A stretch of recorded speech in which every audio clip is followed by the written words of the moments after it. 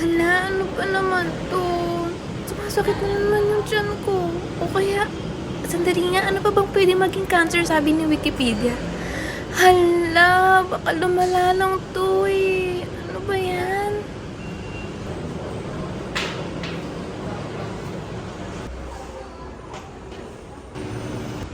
Hello po? Hello po? Maupo ka doon.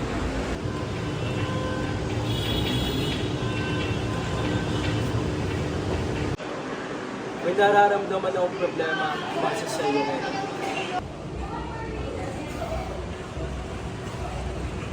Ang problema mo ba ay base sa iyong kalusugan?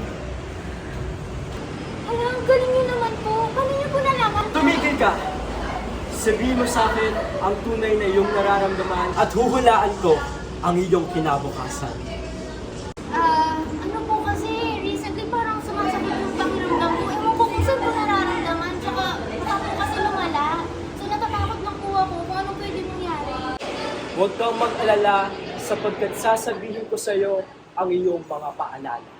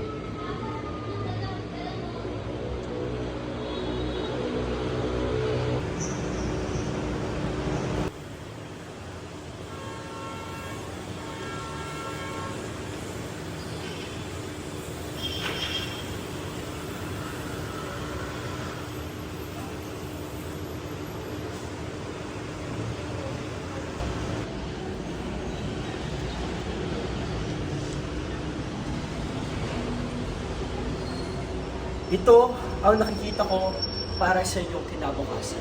Tatlong baraha na nagsasabi sa iyong nakaraan, sa iyong hinaharap, at sa iyong kinabukasan. Ha? Ano po ibig sabihin nun? Mamamatay na po ba ako? Handa ka na ba marinig ang aking nakita sa mga baraha? Una, ang iyong nakaraan. Base sa ating imahe, ito ay nakabaliktad. Ang tao ay may hawak na mundo. Pero dahil nga ito ay nakabaliktad, ito ay ang state mo dati. Hindi ka na tulad dati na kung saan-saan pwede pumunta, na kung saan-saan pwede gawin ang kahit gusto mo. Nakikita mo tong braha na to? Pagod siya. Pagod ang tao, hindi lang dahil sa iyong physical na kalagayan, pero pati na rin sa iyong spiritual, sa iyong mental, sa iyong religious na kapakanan. Pangalawa, ang iyong kasalukuyan na kalagayan. Baliktad rin ang nakalagay sa baraha na ito. Madami siyang hinahawakan at katulad mo, madami rin siyang problema na hinahakupag. Manasasabi natin na ito ay base sa iyong kalagayan at kalusugan dahil ito sa mga napulot natin. Una, alam mo ba ang ibig sabihin nito? Kahit ano ang ginagawa mo, pagod ka na, hindi lang sa iyong pisikal na aspeto, pati na rin sa iyong imahe at mental. Ang moon na card na baliktad na lumabas, ibig sabihin nito, may pagkukulang sa iyo, sa iyong spiritual na aspeto, kaya nagkakaroon ng epekto sa iyong pisikal na kalagayan. Ngayon naman, pupunta na tayo sa iyong kinabukasan. Nakita mo naman na itong figure na ito ay nahulog nung nilagay natin ito sa gitna. Ibig sabihin lang nito ay, unfortunately, hindi ganun kaganda ang nakikita ng mga baraha para sa iyo. Una, dahil nahulog ito, ibig sabihin, alam mo na, ibig sabihin. Pero, dahil nga ito rin ang baraha na lumabas, ang The Devil card, hindi naman ibig sabihin nito, merong diablo, masamang entity na sumasalagabay sa iyong buhay ngayon. Pero, ibig sabihin lamang nito na kapag wala kang ginagawang bago, kapag wala kang ginagawang pagbabago, at kapag hindi mo inaatupag ang sinasabi mo at ang ginagawa mo, ganon ang magiging kasalukuyan.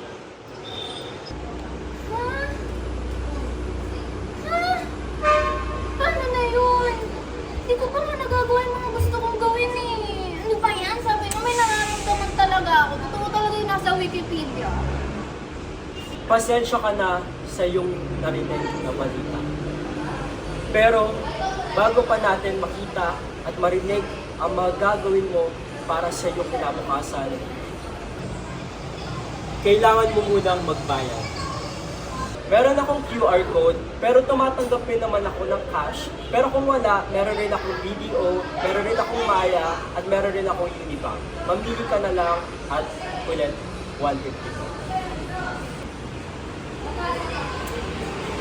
Ma'am, kailangan po natin magbayad. 150 per session. Tumatanggap ako ng GCash, Maya, BDO, Unibank, cash. Hindi na nga po.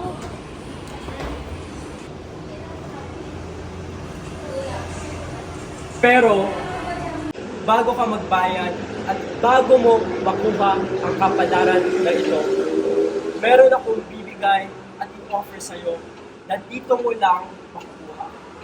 Hindi ito yung tipong medisina na kapag tinake mo, kapag ininom mo, gagaling ka na. Ang problema mo ay spiritual na nakaka-apekto sa iyong pisikal na kalagayan. Kaya naman, dito, meron akong bibigay sa iyo tatlong bagay. Una, ang singsing na galing sa pinatubo. Ang singsing na ito makakatulong para ang mga diablo, ang mga masasamang espiritu, ang mga masasamang hadikain ng mga ibang tao sa iyo ay maiiwasan. Kapag sinuot mo ito araw-araw, lagi-lagi, 24/7, unti-unti kang gagaling. Dahil ang hinihil nito ay iyong spiritual na aspeto. Isa, ito. Pangalawa, itong guardian angel na awa. So itong figurine na to, hindi lang ito yung mabibili mo sa mga mall, hindi lang ito yung nabibili mo sa kung saan-saan. Itong figurine na to, galing ito sa Calaruega, Batangas. Dahil dito, it's closer to nature, closer to God. Dahil sa etong aspeto at powers na to, magkakaroon ka ng stronger spiritual tie na makakatulong para ma-heal ang iyong kalagayan. Panghuli, itong bato na to na galing Mount Pinatubo. Ito naman ay para sa iyong physical na kalagayan. Isipin mo, ikaw si Super Ingo. Ito ang bato mo. Ikaw si Darna. Hindi mo to lulunukin, pero kapag lagi mo tong binulsa, lagi tong nasa tao mo, ang iyong physical na kalagayan ay mag-i-improve dahil bibigyan ka ng lakas, bibigyan ka ng strength, bibigyan ka ng protection. Pero, makukumpleto lang ito, mga epekto na to, kapag kinuha mo tong tatlong bagay sa akin, hindi ito makukuha sa iba. Ganun po ba? Hala, parang ang halaga naman po nila. Pwede po. Hindi di ba po sabi nyo kailangan lahat? Mga magkano po siguro sila? Para sa presyo ng iyong kalusugan, itong mga to ay priceless. Pero ito ay 7,000, ito ay 5,000, at ito ay 3,000. Pero kapag kinuha mo silang tatlo, magiging 10,000 piso na lang.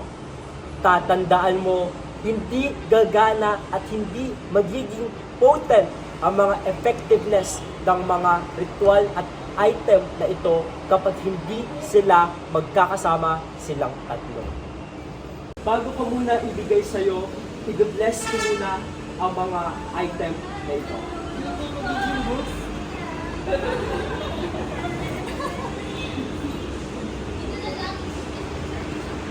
Ganun mo ang kamay mo. Thank you for the fast and easy transaction. Go forth in peace. Salamat po.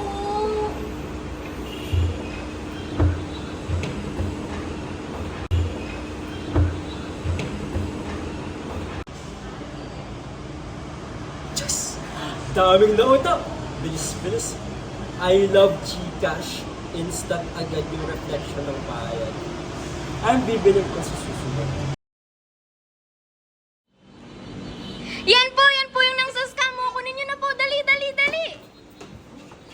Wait lang!